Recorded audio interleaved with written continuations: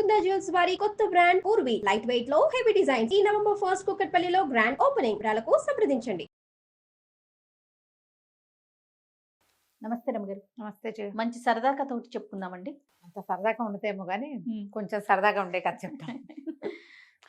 పూర్వంట కుంతల దేశానికి ఓ రత్నశేఖరుడు అని రాజుగారు ఉండేవారు. ఆయనకి ఇద్దరు భార్యలతోటి ఆయన బాగానే ఉండేవాడు. కానీ కొంచెం పెద్ద భార్య అంటే కొద్దిగా ఒక రవ్వ ఎక్కువ లైకింగ్ ఉందేమో ఆయనకి అని అనిపించేది. అయితే ఆ కాలంలోనట ఒక వ్యాపారస్తుడు ఒక ఆయన అద్భుతమైన రత్నహారం ఒకటి తెచ్చాడు. కోట్ల విలువ చేసేది ఒక్కటే. అది రాజుగారికి అంటగట్టాడు. ఆయన మహాప్రీతితో దాన్ని పెద్ద భార్యకి ఇచ్చాడు.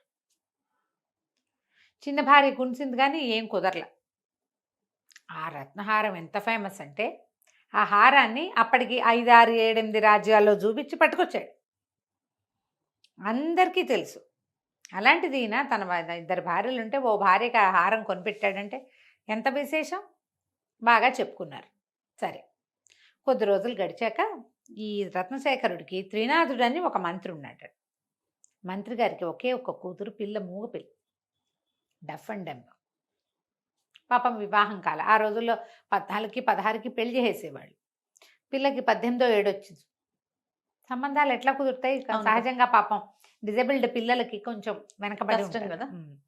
అయితే ఏమైంది, పొరుగు దేశపు మంత్రి గారు ఒక ఆయన దగ్గరకు వచ్చి, మీ పిల్ల మాకు బాగా నచ్చింది, ఒక్క షరతు మీద పిల్లని పెళ్లి చేసుకుంటాం. మీ రాజుగారి దగ్గర అమిత విలువైన రత్నహారం ఉంది కదా, ఆ రత్నహారం తెచ్చి ఇవ్వండి, మీ పిల్ల ఇమీడియట్గా రేపు పొద్దున పెళ్లి చేసుకుని ఎల్లుండి పొద్దున తీసుకెళ్తామన్నారు. ఈయన నిర్ఘాంతపోయాడు. రాజుగారి దగ్గర రత్నహారం నేను తెచ్చివ్వటం ఏమిటండి, భలేవారు అనేసరికల్లా అవన్నీ మాకెందుకు, ఏ కట్నం వద్దు, పెళ్లి జరిపించండి చాలు, ఆ హారం తెచ్చిస్తేనే పెళ్ళి అనేసరికి భార్యాభర్త ఇద్దరు గింజుకుపోతున్నారు. ఏం చేయాలో తెలియలేదు. మామూలుగా రాజుగారి కట ప్రతి 15 రోజులకో వారం రోజులకో ఓసారి మారు వేషాలు వేసుకుని అధికారులందరిళ్ళకి వెళ్తాడు. సరిగ్గా వీళ్ళు మాట్లాడుకుంటున్న రోజు రాత్రి రాజుగారు ఒక దొంగ వేషం వేసుకుని మంత్రి గారి వాకిట్లో నుంచున్నాడు. వాకిట్లో నుంచి ఏమీ శబ్దం రావట్లేదని ఆయన అటా వచ్చి పడక గదుల కిటికీల దగ్గర నిలబడ్డాడు. మంత్రి గారు భార్య మాట్లాడుకుంటున్నారు. ఇంతే ఆయన అట్లా అడుగుతాడు, ఎట్ట తెచ్చిస్తాం, అది తప్పు కాదు, రాజద్రోహం ఒకటి, దొంగతనం రెండోది, ఇంత పుట్ట కాబట్టి దొంగతనం చేయాలా, అంత పని నా వల్ల కాదు అంటే ఆవిడంది, ఏముందండి తెచ్చేయండి ఏదో రకంగా, పెళ్ళయ్యాక రాజుగారి కాళ్ళ మీద పడి చెప్పుకుందాం, పిల్ల పెళ్ళి అవ్వడం ఇంపార్టెంట్, ఇప్పటిదాకా ఎన్ని సంబంధాలు వచ్చాయి, ఎవడైనా ఒకడైనా చేసుకుంటాం, మీ పిల్ల నచ్చింది అని చెప్పారా, అదేమీ జరగలేదు, అయ్యే ఒప్పుకోండి అంతే అనేసరికల్లా అంత పని చేయటమే అసలు పచ్చి పాపం అని ఈయన గింజుకుంటున్నాడు. ఆయనకి ఏం చేయాలో తెలియటల్లా. ఈ దొంగ వేషంలో బయట నుంచున్న రాజుగారు చట్టుకొని లోపలికి వచ్చి, నేను గజ దొంగని, మీ గొడవంతా విన్నాను, మీరేం కంగారు పడద్దు, రాజుగారి దగ్గర ఉన్న రత్నహారం కొట్టేసి మీకు దగ్గరికి తెచ్చిచ్చే పూచి నాది, మీరు కొట్టేసినట్టు అవ్వదు కదా, మీకు దొరికినట్టు, తప్పేం లేదు, చక్కగా పెళ్లి చేసేసుకుందరు కానీ మీ పిల్లకి, మీలాంటి అద్భుతమైన వ్యక్తికి సహాయం చేయటమే నా జీవితాశయం అన్నాడు. ఈయన వద్దు వద్దు కాదు కాదన్న భార్య అయ్యింది కొంచెం ఎంకరేజ్ చేసి, మనం ఏం చేయట్లేదు కదా, పిల్ల పెళ్ళయ్యాక ఏదో సందర్భంలో చెప్పుకుని కాళ్ళ మీద పడదాంలేండి అనేసరికి ఒప్పుకున్నాడు. సరే తెచ్చిపెట్టమన్నాడు. అవతల వాళ్ళకు కూడా హారం తెచ్చిస్తామని కబురు చేశారు. మర్నాడు రాజుగారు ఏం చేశాడు, ఒక స్వర్ణకారుణ్ణి పిలిచి, బంగారం పనివాడిని రాజమందిరంలోనే ఒక చిన్న దీని లాంటిది ఉంటే, సెల్లార్ లాంటిది ఉంటే, అది ఎవ్వరికీ తెలీదు, కుటుంబీకులకు మాత్రమే తెలుసు, అక్కడ కూర్చోబెట్టి ఈ రత్నహారం చూపించి, ఇలాంటిది సేమ్ డిట్టో, అంత ఖరీదైన రాళ్ళు కాదు, అది రత్నాల్లో ఖరీదైన రత్నాలు వేరే కదా, ఒక నకిలీ హారం చేయమన్నాడు. వాడు ఒక వారం 10 రోజులు కూర్చుని హారం చేశాడు. రాజుగారు మళ్ళీ దొంగ వేషం వేసుకుని ఆ నకిలీ హారాన్ని పట్టుకెళ్ళి మంత్రికి అప్పచెప్పాడు. మా నకిలీ హారం చూపించి ఈయనేమో కుమార్తెకి పెళ్ళి ఏర్పాట్లు చేసుకున్నాడు. మంత్రి గారు అమ్మాయి పెళ్ళి అయిపోయింది. నెలలు గడిచినాయి. ఈ కథలో ఒక రోజులో అయిపోదుగా ఇదంతా. అదేలే. అక్కడి నుంచి ఓ రోజు రాజుగారు కులాసాగా కూర్చుని ఉంటే రాణిగారు పెద్ద రాణిగారు అంది, అదేమిటోనండి అన్ని కోట్లు పోసి కొన్నారు ఆ రత్నహారం, అందులో ఏమిటో రాళ్ళు డల్గా ఉన్నాయనిపిస్తోందండి అని చెప్పింది. తడిపేవా అన్నాడు ఆయన. ఒక్క మాటో రెండు మాటలో తడిసింది, అంత ఎక్కువ తడిసింది అట్టు అనిపించలేదు, అంత తడపలా, కానీ రంగు మాత్రం డల్గా ఉన్నాయి, మొదట్లో ఉన్నంత మెరుపుగా లేవు అని చెప్పింది. పట్టురా చూద్దాం అన్నాడు ఆయన. పట్టుకొచ్చి చూసేసరికల్లా ఆయనకి తెలిసింది ఇది ఒరిజినల్ కాదు, తను చేయించిన నకిలీ హారం ఇది. ఈయన ఆశ్చర్యపోయాడు, ఏంటి నేనే పొరపాటున నకిలీ హారం ఉంచుకుని అసలైన హారం వాళ్ళ ఇంటికి చేర్చేశానా, ఇప్పుడే తెప్పించేయాలి. బాగా ఆలోచించి ఆయన ఏం చేశాడు, మర్నాడు తను ఒక దొంగ వేషం వేసుకుని, ఓ దొంగ వేషం, ఒక 10 మంది బట్టలకు దొంగ వేషాలు వేయించి ఆ పొరుగు దేశపు మంత్రి గారింటి మీద పడ్డారు. పడి వాళ్ళ ఇంట్లో ఉన్న నగా నట్ర అన్నీ కొట్టుకొచ్చేసారు. అన్నీ తెచ్చేస్తే పెద్ద హారం కూడా వచ్చేసింది. చూసే తెచ్చేశాడు. తీరా చూస్తే అది నకిలీ హారమే, అది కూడా నకిలీ, అది ఒరిజినల్ కాదు, అది కూడా నకిలీదే. ఈయన తెల్లబడి జయించింది ఒకటి, ఇప్పుడు ఒరిజినల్ ఇది అదే కదా. సరే అక్కడి నుంచి స్వర్ణకారుణ్ణి పట్టుకున్నాడు ఆయన.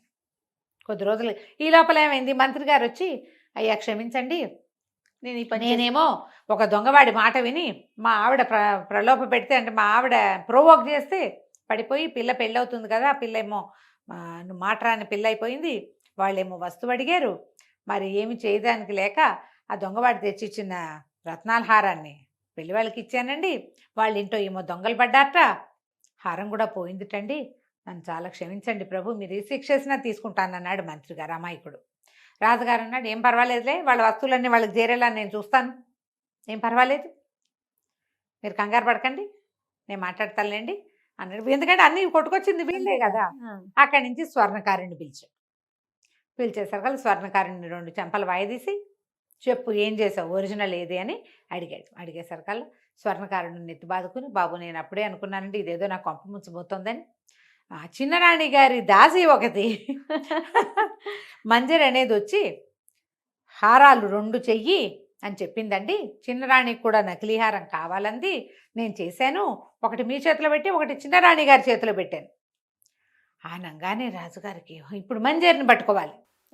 2 రోజుల తర్వాత మంజరిని కేకేయించాడు. దాన్ని ఇంచుమించు జైల్లో పెట్టినంత పనిచేసి దాన్ని కూడా 2 చెంపలు వాయించి, ఏం చేసావు హారం అంటే, ఆవిడేం చేసింది, అమ్మాయి చిన్నరాణి నేను కుమ్మక్కయ్యాము, మరి మీరు హారం చేస్తున్నారని మాకు తెలిసిపోయింది, ఎలాగా, మంజరి వాళ్ళ అక్క స్వర్ణకారుడి ఇంటి దగ్గర పనిచేస్తుంది, స్వర్ణకారుడు ఏం చేస్తున్నాడో వాడి భార్య మంజరి వాళ్ళ అక్కకి చెప్పింది, అక్క వచ్చి మంజరి చెప్పింది, మంజరి వెళ్ళి రాణికి చెప్పింది, ఇలాగే కదా వెళ్తాయి విషయాలు, ఒకళ్ళకొకళ్ళు చెప్పుకుని ఫైనల్గా నేనేం చేశాను, అతను 2 నకిలీ హారాలు చేశాడు, నేనే స్వర్ణకారుడి కన్నుగప్పి ఒరిజినల్ హారాన్ని రాణి గారికి చేర్చాను.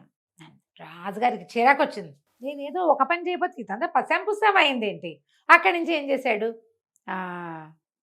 చిన్నరాణిని కేకేసి ఏమిటి ఈ పని, ఏమిటి ఇట్లా పని వాళ్ళ ముందు ఇట్లా పరుగు తీయటం ఏమిటి, నువ్వు ఇంత పని ఎందుకు చేసావంటే, మరి స్త్రీలకు ఆభరణాల మీద ఉండదా, అది ఒక వస్తువు ఉంటే ఇట్లాంటిది ఇంకోటితే అని వాడికి చెప్పావా, నువ్వు చెప్పలా, ఒకటే ఉంటే నేను కొన్ను, నాకు 2 భార్యలు ఉన్నారు 2 కొంటాను అని అడిగావా, అడగకుండా ఒకటి ఉంటే టింగు రంగమ్మని అది కొని అక్కగారికి ఇస్తే నాకు మాత్రం కావాలని ఉండదా, అంతే కదా, అడిగి నీ ఆభరణం నాకు ఇవ్వు అంటే ఆవిడ ఇస్తుందా, ఒకవేళ ఇచ్చిన నాది ఇచ్చాను అంటుంది, నేనెందుకు ఆ చిన్నతనం పడాలి, నేను కూడా ఆవిడలాగా రాణినే కదా, అందుకని నేను ఈ పని చేశాను. ఇప్పుడు ఏం చేస్తాడు, సరే మాట్లాడకుండా ఊరుకుని, ఈసారి నుంచి ఎప్పుడు ఆయన 2 భార్యల్ని వెలిగా చూడలేదు, జాగ్రత్తగా ఇద్దరికి కొనేవాడు అనమాట. చూడు కథ కంచికి మనం ఇంటికి ఏం చేయకూడదో తెలుస్తుంది, అదే కదా రమ్మగారు. అంతేగా, పోన్లే రమ్మగారు, 2 భార్యలు రోజులు పోయినాయి, పోన్లే అమ్మా, అది ఒక సంతోషంగా. రోజులు పోయినాయి ఏంటావా జయ, అంటే అఫీషియల్ గా కదా రమ్మగారు, అది రాజులు 2 3 4 కదా, ఇప్పుడు ఆ రోజు లేదుగా. అన్అఫీషియల్ గా అయినా 2 భార్యలు 3 భార్యలు 4 భార్యల కాలం పోలేదమ్మా, పోలేదు రమ్మగారు, పోలేదు, అది పోదు కూడా, అంతే. రైట్ అండి, నమస్తే. నమస్తే.